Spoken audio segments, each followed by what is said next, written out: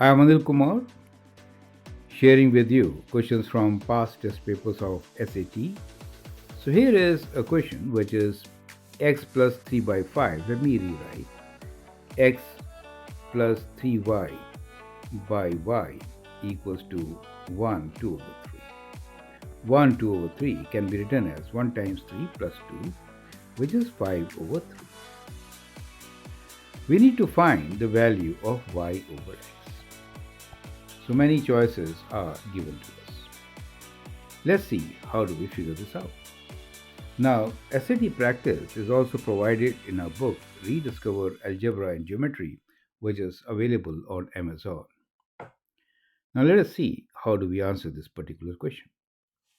So on the left hand side, we can write x over y plus 3y over y equals to 5 over 3.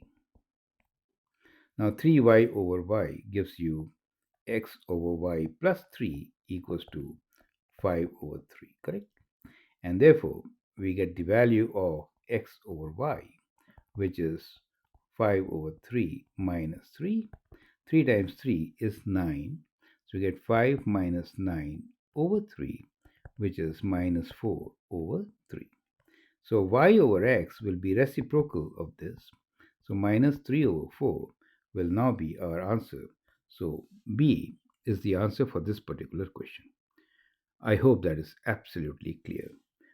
In case you want to get some training on this, you can always send an email on globalmathinstitute@gmail.com. Thanks for your valuable time and all the best.